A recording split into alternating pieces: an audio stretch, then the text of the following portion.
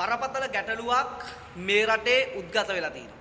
ඒ තමයි මේ වර්තමාන පොලිස්පතිවරයා ප්‍රියන්ත වීරසූරිය මහත්මයාගේ ක්‍රියාකලාපය. ඒක නිසා මම ඔහුට පහුගිය දවස්වල අපේ සමාජ මාධ්‍යයේ ගිණුමහරහත් අභියෝගයක් කරා මේ රටේ පොලිස් නිලධාරීන් එක්ක ගිහිල්ලා තමයි දැන් මේ මූල්‍ය ආයතන මේ වාහන අත්පත් කරගන්නේ. එතකොට අපි ඔහුත් හම්බුණා පහුගිය දවස්වල අවස්ථා 3-4කදී. ඊට පස්සේ ජනාධිපතිවරයාට අවස්ථා 4කදී සංදේශ 4ක් බාර දීලා තිනවා. මේ රටේ මේ අහිංසක මිනිස්සුන්ගේ වාහන කොල්ලකන්න ප්‍රධානම අනුග්‍රහය ලබා දෙන්නේ ශ්‍රී ලංකා පොලිසිය. ඒ වගේම තමයි මේ කියන ප්‍රියන්ත වීරසූරිය මහත්මයාට අපි ලිඛිතව දීලා තියෙන පොලිස් ස්ථාන 100ක් මෙන්න මේ සීසල්ලට පක්ෂපාතීව සහ මේ මූල්‍ය ආයතනවලට පක්ෂපාතීව කටයුතු කරපු අවස්ථා. හැබැයි අපි දන්නේ ඒව සන්තෝෂම් මරගෙන කරාද නැද්ද කියන එක. හැබැයි පැහැදිලිව සීසර් කෙනෙක් ගිනිගත් හේන පොලිසිය ඇතුළේදී කියනවා මම මේ ගිනිගත් හේන පොලිසියේ ස්ථානාධිපතිවරයා විතානගේට ලක්ෂ 3මාරක බඩු අරන් දීලා තියෙයි කිය. දැන් මේ පිළිබඳව අපි අල්ලස් කොමිසමට ඉදා කඩනමින් පැමිණිල්ලක් ඉදිරිපත් කිරීමට නියමිතයි. එතකොට ඉතාමත් විහිළු සහගත කාරණාව තමයි අපි පහුගිය දවස්වල ජනාධිපති ලේකම් කාර්යාලය ළඟ දැන් මාස 2කට කලින් උද්ඝෝෂණයක් කරලා අපි සංදේශයක් බාර දුන්නා මේ රටේ මේ ප්‍රශ්නේ විසඳන්න මහා බැංකුව අධිපතිවරයා පොලිස්පතිවරයා සහ ජනාධිපතිවරයාගේ මැදිහත් වීමෙන් සාකච්ඡාවක් ලබා දෙන්න මේ මූල්‍ය ආයතන සහ ලීසින් හා ණය වාරික ගෙවන්නන්ගේ සංගමයට සාකච්ඡාවක් ලබා දෙන්න. ඉතින් දැන් මාස 2ක් යනකම් මේ රජය නිහඬයි. ඉතින් අපි අද කල්පනා කළා අද උදේ දුරකථන ඇමතුමක් ලබා දුන්නා මහජන සම්බන්ධතා අධ්‍යක්ෂක ඩී ගමගේ මහත්මයාට. හරිද? ඒකෙදි ගමගේ මහත්මයා කියනවා මේ සාකච්ඡාව ලබා නොදුන්නේ පොලිස්පතිවරයා ප්‍රියන්ත වීරසූරිය මහත්මයා වාර්තාවක් දීලා තිනවලු දැන් එහෙම සිද්ධි මේ රටේ වෙන්නේ නැහැ කියලා. මට ඉතින් hina වෙන්න තැන් ගොඩක් තියෙනවා. ඉතින් මේ කතාවලට ඊයේ පෙරේදා මේ එක දිගට පොලිස් නිලධාරීන් සමග ගිහිල්ලා වාහන පොල්ල කාපුව පැමිණිලි ගණනාවක් අපිට ඇවිල්ලා තියෙනවා. අපි බලමු ඩී ගමගේ මහත්මයා මොකද්ද කියන්නේ කියලා. ගමගේ මහත්මයා ආයිබෝන්. මම සංගරුවන් පොදුපිටියේ කතා කරන්නේ ලීසින්නා ණයවාරික සංඝයේ සභාපති. ඔව්. අපි දැන් මාස 2කට කලින් ඉස්සෙල්ලා ගමගේ මහත්තයා ඇවිල්ලා ජනාධිපති ලේකම් කාර්යාලය ළඟ උද්ඝෝෂණයක් කරා. මේ වාහන සීසර්ලා සහ පොලිසිය මැදිහත් වෙලා බලහත්කාරයෙන් කොල්ලකන එක සම්බන්ධයෙන්. හරිද? ඔව්. දැන් දිගින් දිගටම ශ්‍රී ලංකා පොලිසිය නිලධාරීන් එක්ක තමයි සම්බන්ධ වෙලා මේ මූල්‍ය ආයතන වාහන කොල්ලකන්නේ. හරිද? අපට අනුර කුමාර මහත්තයා අපේ කරට අත දාලා තමයි කිව්වේ පොතුපිටියේ මේක නවත්තනවා කියලා ජනාධිපති වෙන්න කලින් පළවත්තේ සාකච්ඡාවලදී. ඒතකොට වෙනකොට අවුරුද්දයි මාස ගාණක් ගිහිල්ලා මම සංදේශ 4ක් බාලා දී තිනු ඔබතුමාත් එකපාරක් හම්බුණා. ඇවිල්ලා මේ අපට සාකච්ඡාවක් දෙන්න කියලා ජනාධිපතිතුමා සමග මේ රටේ මේ මිනිසුන්ගේ තියෙන ප්‍රශ්නේ කතා කරන්න. ඔබතුමා එදා නිලධාරියෙක් කෙව්වා. ඒ නිලධාරිය අපට පොරොන්දු වුණා දවස් 14ක් යනද අපට ජනාධිපතිතුමා සමග මේ රටේ මේ සාකච්ඡාව දෙනක අපි කො මහ බැංකුව අධිපති මේ සාකච්ඡාවට ඕන පොලිස්පති ඕන මේ සාකච්ඡාවට කියලා අපි ඉල්ලීමක් කරා. අද වෙනතුරු ගමගේ මහත්තයා මාස 2කමාරක් ගිහිල්ලා අඩු ගානේ අපට කෝල් එකක්වත් අඩු ගානේ ලියුමක්වත් ඒක කතා කළා නෑ ඒක කතා කළා දැන් සිද්ධිය තියෙන්නේ පොලිස්පතිතුමා වාර්තාවක් දීලා තියෙනවා එහෙම ඒවා දැන් වෙන්නේ නෑ කියලා කොහෙද ඔයගොල්ලන්ට එහෙම වෙනවා නම් දැන් ඔයගොල්ලන්ට එහෙම මේ දවසේ දිනු නෑ ඕගොල්ලන්ට ඒව වෙනවනම් ඒ සිද්ධි ලෙස අපිට දෙන්න පොලිස්පතිතුමාත් එක්ක කතා කරලා හරි ආපහු මේක කරලා තමයි ජනාධිපතිතුමාට දාන්න වෙන්නේ. පොලිස්පතිතුමා කියන්නේ මොකද්ද? ඒ කියන්නේ වාහන පොලිස්පතිතුමා කියන්නේ දැන් ඒක වෙන්නේ නැහැ කියලා කියන්නේ. ඒ කියන්නේ වාහන සීස් කරන්නේ නැහැ කියලා. නෑ වාහන සීස් කරනවා ඇති පොලිසිය මැදිහත් වෙන්නේ නැහැ ඒකට. පොලිසිය ඊයේ අතුරුගිරිය මෙන්න තත්ත්වෙ මෙන්න සාක්ෂි. හැබැයි පොලිස්පතිවරයාට අභියෝගයක් කරනවා කරුණාකරලා ඒ ජනාධිපතිට දීපු වාර්තාව මාධ්‍යයට දෙන්න කියලා. හරිද? එතකොට මේ පොලිස්පතිතුමා ඇවිල්ලා මාලිමා ආණ්ඩුවේ පොලිස්පතිවරයා නෙවෙයි. ශ්‍රී ලංකා රජයේ පොලිස්පතිවරයා තමයි ප්‍රියන්ත වීරසූරිය. හරිද? එතකොට මාලිමා ආණ්ඩුවේ පොලිස්පති නෙවෙයි. ඒක පැහැදිලිව කියන්න ඕන. මොකද මේ දිගින් දිගට මේ රටේ ජනතාවගේ දේපල කොල්ල කරනවා. හරිද? මේකට පැහැදිලිව මොකද අනිත් එක තමයි මේ 2000 අංක 56 කල්බදු මූල්‍ය කරන පනත. හරිද? ප්‍රියන්ත වීරසූරිය මහත්තයා නීතිඥවරයෙක්නේ. එතකොට ඔබතුමාට පුළුවන් මේ පනතේ ඉස්පිල්ලක් පාපිල්ලක් නෑර කියවන්න. හරිද? කියවලා ඔබතුමා කියන්න මට ශ්‍රී ලංකා පොලිසියේ පොත්වල සීසින් ඕඩර් අලවන්න පුළුවන්ද කියලා සීසර්ලා කියන. සීසර්ලා කියන්නේ කවුද? දේපල අත්පත් කරගන්නන්ගේ කියලා හදාගනිපු සංගමයක්. එතකොට නීත්‍යානුකූල නොවන සංගමයක මැරකණ්ඩායම් පෝෂණය කරන්නේ මේ ශ්‍රී ලංකා පොලිසිය. එතකොට අද පොලිස්පතිවරයාගේ පාලනයෙන් ගිලින් දින පොලිස් ස්ථාන 100කට විතර ආසන්න ප්‍රමාණයක්. ගිනිගත් තේන විශේෂයෙන්ම ඒ වගේම තමයි මේ ගම්පහ දැන් ඉන්නේ MO බ්‍රාන්ච් OIC පෞගේ දවස්වල අහිංසක මිනිස්සුන්ට බලපෑම් කරලා වාහන ගෙනල්ලා බාර දෙන්න හැදුවා. අපි ගිහිල්ලා වාහන බේරලා දුන්නේ මිනිස්සුන්ට. එතකොට මෙහෙම නිලධාරී නිදිද්දී මොකද්ද මේ කියන ප්‍රියන්ත වීරසූරිය මහත්තයා දීපු වාර්තාව? අපි අරන් බලමු පොලිස් මාධ්‍ය ප්‍රකාශකවරයායි මේ පිළිබඳව විමසමු පොඩ්ඩක්. මේ වාර්තාව ගැන හොයාගන්න ඕන මොකද්ද මේ දීපු වාර්තාව කියලා.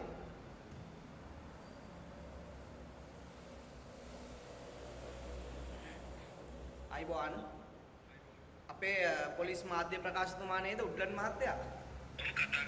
මම ලීසින් හා ණයවාරිකයන්ගේ සංගමේ සභාපති කතා කරන්නේ අසංකරුවන් පොතුපිටිය. අසංග මහත්තයා කියන්නේ. ඔව් කතා කරේ උඩ්ල මහත්තයා. මම අද උදේ ජනාධිපති මහජන සේවා අධ්‍යක්ෂකට කතා කරා. ඊට පස්සේ ඔහු කියනවා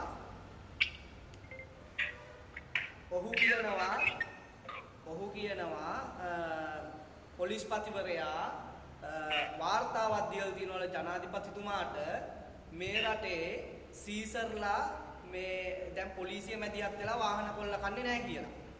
හරිද? සීසර්ලායි පොලිසිය එකතු වෙලා වාහන කොල්ල කන්නේ නැහැ කියලා. දැන් පැහැදිලිව දිගින් දිගට අපි ඔබතුමා දන්නවනේ ඔබතුමාටත් කිව්වා 2056 කල්පදු මූල්‍ය කරන පනත අනුව මේ මැර කණ්ඩායම් වලට ඇවිල්ලා පොලිස් පොත්වල සීසින් නෝඩ අස්සම් කරන්න බෑ. අනිත් එක තමයි ඊයේ දිනේදී පෙරේද දිනේදී මේ දිගටම පොලිසිය මැදිහත් වෙලා පොලිස් නිලධාරීන් ගිහලා බලපෑම් කළා මිනිසුන්ගේ වාහන අරන්දුලා. ගිය සතියේ මාරවිල පොලිසියේ නිලධාරියෙක් ගිහලා ගෙදරට ගිහිල්ලා සීසර්ලත් එක්ක ගිහලා බයිසිකලේ පදන් ඇවිල්ලා තින්නේ නිලධාරියෙක්. හරිද? එතකොට දැන් අද කතා කරලා අපි මේකේ ප්‍රගතිය විමසුවාම මහජන සම්බන්ධතා අධ්‍යක්ෂක ඩී ගමගේ මහත්තයා කියනවා පොලිස්පතිතුමා වාර්තාවක් දීලා තිනවා එහෙම මේ රටේ දැන් සීසර්ලා වාහන කොල්ලකන් මේ පොලිසිය මැදිහත් වෙලා මේක වෙන්නේ නැහැ කියලා. හරිද? එතකොට අපිට දැනගන්න ඕන ඔබතුමා දැන් මේකට අනිවාර්යයෙන්ම අපිට මාධ්‍ය නිවේදනයක් ලබා දෙන්න මොකද්ද මේ පොලිස්පතිවරයා ඉදිරිපත් කරපු වාර්තාව කියලා. ඒ වාර්තාව මොන පදනමකින් දුන්නේ මේ වෙනකොටත් ශ්‍රී ලංකා පොලිසිය මේ මැර කණ්ඩායම් වල සීසින් ඕඩර්ස් බාර ගන්නවා. හරිද? එතකොට ඒක අනීතිකයි. එහෙම සීසින් ඕඩර්ස් බාර ගන්න බෑ. මම මේ ඔබතුමාට කතා කරන්නේ මාධ්‍ය හමුවකින් නම් ස්පීකර් දාලා තමයි ඔබතුමාට මම මේ කතා කරන්නේ. හරිද? එතකොට ඔබතුමා අද මේකට නිවේදනයක් දෙන්න මේ රටේ අහිංසක මිනිස්සු වෙනුවෙන් තමයි අපි ලීසින් හා ණයවාරිකයන්ගේ සංගමය පෙනී ඉන්නේ. එතකොට මේ අනීතිකව මේ කරන කාර්ය කරන්න අපි පොලිස්පතිවරයා 4 පාරක් හම්බෙලා දිනනවා. ඒ 4 පාරෙන් පොලිස්පතිවරයාගේ මේ 27 පන්ත සංශෝධනය කරලා නීතිපතිවරයන් උපදෙස් ගන්නවා කියලා.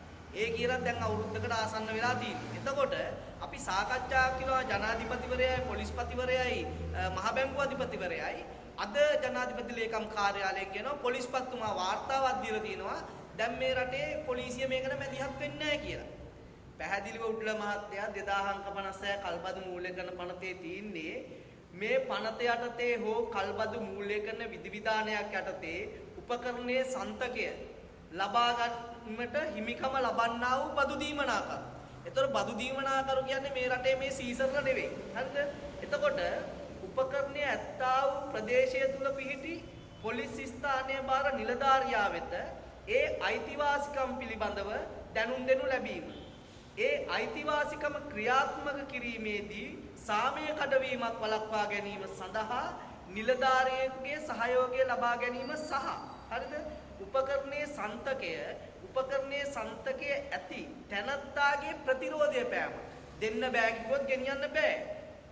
මෑමක් නොමැතිව ලබා ගැනීමට හෝ යම් විශේෂ තැනැත්තෙකුගේ සන්තකේ එය නොමැති අවස්ථාව යම් තැනැත්තෙකුගේ ප්‍රතිරෝධය පෑමක් නොමැතිව හෝ එය ලබාගත හැකිනම් උපකරණයේ සන්තකයේ ඇති ස්ථානයේ නැවත සන්තකය ලබා ගැනීම කළ හැකිය. කවුරුත් දුටලා මහත්තයා කැමැත්තෙන් වාහන දෙන්නේ නැහැ නේ. හරිද? ඕනම කෙනෙක් ප්‍රතිරෝධයක් දක්වනවා. දැන් මෙතන තියෙන කාරණාව තමයි යන පොලිස් නිලධාරීන් තමයි බලපෑම් කරන්නේ මේ පොලිසියේ පැමිණිල්ල දාලා ආවේ ඔයගොල්ලෝ ලීසින් ගෙවලා නැහැ වාහනේ දෙන්න කියලා. ඒක සදාචාර සම්පන්න නැහැ නේද දුටලා මහත්තයා? හොඳයි ඔබ කියපු දේ පිළිබඳව මම දැන් වාර්තාවක් පොලිස් මුලස්ථානයෙන් යනවා. ඔව්. විශේෂයෙන් ඕනෑම පොලිස් නිලධාරියෙක් ඕනෑම ස්ථානයක යටි කඩතයක් ක්‍රියාත්මක වීමක් වෙනවා නම් ඔව්. විශේෂ පොලිස් වතුවා මට මතකයි සම්බන්ධයෙන් නිසි වැරදි මඟ පෙන්වීමත් උපදේශ මාලාවක් නිකුත් කළා තියෙනවා. ඊට පරිපාලනය යම් කිසි පොලිස් නිලධාරියෙකු පොලිස් ස්ථානාධිපතිවරයෙකු ඕනෑම නායකයෙකු අනීතිකව නීති විරෝධීව සඳහන් ක්‍රියාත්මක වෙනවා නම් ඒ පිළිබඳව අපි නීතිය ක්‍රියාත්මක කරන්නට පසුබට වෙන්නේ නැහැ. ඔබතුමා කියවනේ වාර්තාවක් ගැන මම ඒ වාර්තාව පිළිබඳව පොලිස් මුලස්ථානයේ මම දැන් ඔබතුමාගේ WhatsApp එකට වීඩියෝ එකක් එවන්නම්. ඒ වීඩියෝ එක ගිනිගත් හේන පොලිසිය ඇතුලේදී බීමත් රියදුරෙක් අත්අඩංගුවට ගන්න වීඩියෝ එකක්. හරිද? ඒ නිලධාරියා පොලිසියට ඇතුළට ගෙනාවට පස්සේ ඇතුළේ ඉන්න පොලිස් නිලධාරීන්ට පරුස වචනෙන් බැන වැදිමින් කියනවා මම මේ පොලිසියේ OIC-ට ලක්ෂ 3මාරක් දීලා තියෙනවා. උඹලට හෙන ගහන මාවත් අත්අඩංගුවට ගනිපු එකට කියලා වීඩියෝ එකක් අපි පහුවෙන සමාජ මාධ්‍ය දාලා පොලිස්පතිවරටත් යවුවා. දැන් ඔබතුමාටත් මේක එවන්න. ඒ කියන්නේ මේ විතානකයේ කියන ගිනිගත් වෙන OIC වරයා සම්බන්ධව. හරිද? එතකොට මේ OIC වරයා පිළිබඳව අපි දැන් ඉදිරි දින කිහිපයක් ඇතුළත අල්ලස් කොමිසම පැමිණිල්ලක් ඉදිරිපත් කරනවා. ඔබතුමා අන්නේ වීඩියෝ එක සම්බන්ධව පොඩි අපට මාධ්‍යර එකක් කියන්නේ. ඒකේ පැහැදිලිව කියනවා ශ්‍රී ලංකා පොලිසියට ගිනිගත් වෙන පොලිසිය ලක්ෂ 3මාරක බඩු වරන් දීලා තියෙයි කියලා. හරි? මම ඔබතුමාට මේ වීඩියෝ එකත් WhatsApp කරන්න. ඒ පිළිබඳව මේ පණවිඩයට ඔබතුමා මේ වීඩියෝ එක ගන්න මම ඒ පිළිබඳව මේ ඒ ආදාන ජ්‍යෙෂ්ඨ නියෝජ්‍ය පොලිස්පතිතුමාට නියෝජ්‍ය පොලිස්පතිතුමාට දෙයවලා ඒ පිළිබඳව දැනුම් දීමක් සිදු කරන්න. බොහොම ස්තුතියි. බොහොම ස්තුතියි මාධ්‍ය ප්‍රකාශකතුමා.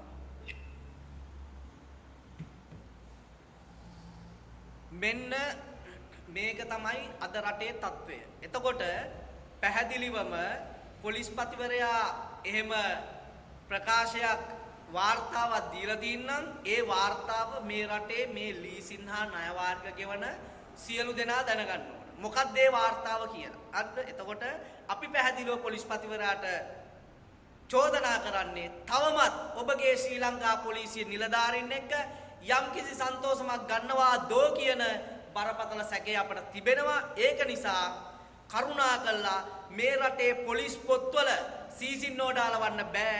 ඒක නිසා ඔබතුමාට අපි අවස්ථා ගන්නවක කිව්වා. ඒක නිසා අපි ළඟදිම මේ වෙනුවෙන් උත්තරීතර අධිකරණයට යනවා, ශ්‍රේෂ්ඨ අධිකරණයට යනවා. අනිවාර්යයෙන්ම මේ ක්‍රියාවලිය මේ රටේ තුරන් කරනවා අපි.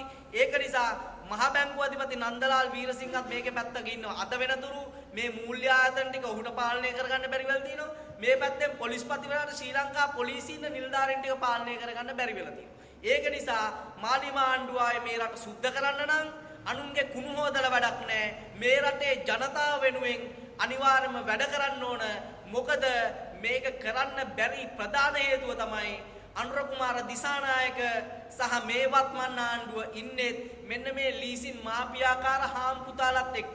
එක හාම් පුතා කෙනෙක් මේ පැත්තෙන් අල්ලන් ඉන්නවා, අනිත් හාම් පුතා මේ පැත්තෙන් අල්ලන් ඉන්නවා. එතකොට දෙන්න දෙපැත්තට අදගෙන මේ රටේ මේ මාපියාව නියමෙටම කරගෙන යනවා. ඒක නිසා මම අනුර කුමාර දිසානායකටත් අභියෝගයක් කරනවා පුළුවන් නම් මේ රටේ මේ ලීසින් මාපියාව තුරන් කරන්න.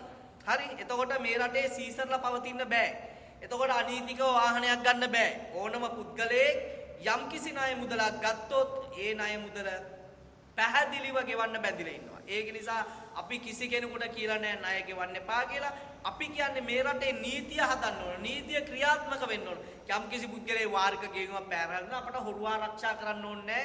ලීසින් ණය වාරික ගෙවන සංගමයට. ඕනම කෙනෙකුට පුළුවන් මේ පනතේ 28 වෙනි වගන්තියේ පැහැදිලිව තියෙනවා අධිකරණය මගින් සන්තකය ආපසු ලබා ගැනීම කියලා. එතකොට 24 වගන්තිය යටතේ උපකරණයේ සන්තකයේ ආපසු ලබා ගැනීමට බදු දීමනාකරු අපොහොසත් වන අවස්ථාවක හෝ ඒ වගන්තිය යටතේ සන්තකය ආපසු ලබා ගැනීම ප්‍රායෝගික නොවන්නේ යයි විශ්වාස කිරීමට තරම් බදු හිමියාට සාධාරණ හේතුවක් ඇති අවස්ථාවක උපකරණයේ සන්තකය පිළිබඳව ආඥාවක් ලබා ගැනීම සඳහා කල්බදු මූල්‍යයකට ඇතුළත් වූ අධිකරණ බලපදේශය තුල පිහිටි දිසා අධිකරණයක් වෙත බදු දීමනාකරු විසින් ඉල්ලීමක් කරනු ලැබිය හැක.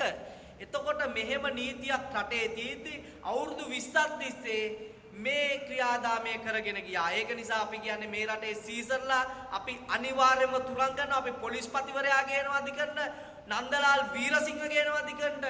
එතකොට ඒගොල්ලන්ට ඇවිල්ලා මේවට උත්තර දෙන්න පුළුවන් මේ රටේ ජනතාව වෙනුවෙන් අපි කිසිසේත්ම පටුබස වෙන්නේ නැහැ කිසිම හේතුවක් මත. මේ රටේ නීතිය හරියට හැදෙන්න ඕන නම් මෙන්න මේ අනපනත්වල තියෙන නීති ක්‍රියාත්මක කරන්න කියලා මම මේ රටේ වගකිය යුතු සියලුම දෙනාට මතක් කරනවා. අනිත් එක තමයි අපි දැක්කනේ පහුගිය දවස්වල තිබ්බ සංදර්ශන ටික. සංදර්ශන වැඩක් නැහැ. මේ රටේ ජනතාව වෙනුවෙන් ජනතාවාදී ආණ්ඩුවක් නම් අනිවාර්යයෙන්ම ඒ පිළිබඳව කටයුතු කරන්න කියලා අපි බොහොම පැහැදිලිව ඉල්ලා සිටිනවා. බොහොම ස්තුතියි. පැහැදිලිව මම විනාඩියක් දෙන්න. ඔබතුමා හොඳ ප්‍රශ්නයක් අහේ. මම ඒකේ වීඩියෝ එකම දාලා පෙන්නන්නම් මේ මාධ්‍යයට අද. මේ ගිනිගත්තේන පොලිසිය ඇතුලේ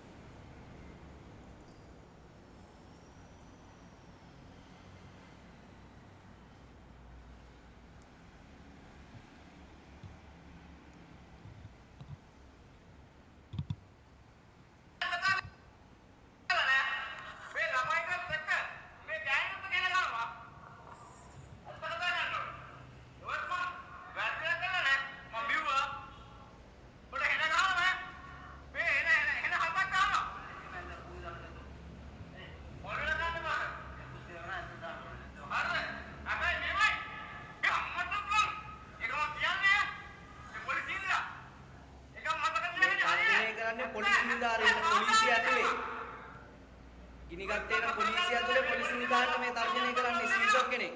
මේ පොලිසිය මුල් මහත්තයා, ඔය මහත්තයා, සාප් මහත්තයා, ඕනේ කන්න. බඩ එන ගන්නකො.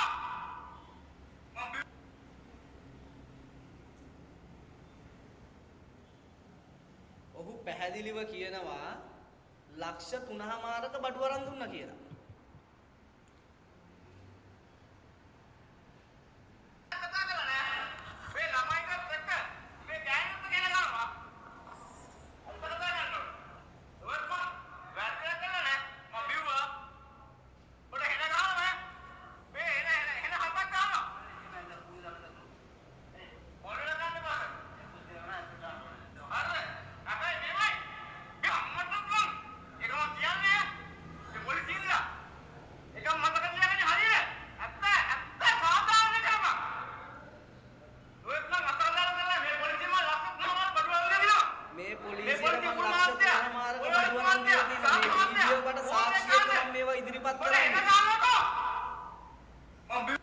එතකොට මේවට ගණපු ක්‍රියාමාර්ග මොනවද? එතකොට පොලිස්පතිවරයා මේවට පරීක්ෂණයක් පටන් ගත්තද? අදාළ හැටන් SSP මහත්තයා මේකට විරුද්ධව පරීක්ෂණයක් පටන් ගත්තද? හැබැයි වෙලා තින්නේ මේක වීඩියෝ ගත කරපු අහිංසක පොලිස් නිලධාරියා භගවන්තලාවට මාරු කරලා තියෙනවා. එතකොට තාමත් මේ කියන OIC විතානගේ ගිනිගත්තේන පොලිසිය OIC. එතකොට OIC කොහොමද පිට මිනිස්සෙක්ගෙන් ලක්ෂ 3මාරක බඩු ගන්නෙ? නේද? අපිට එහෙම බෑනේ ගන්න.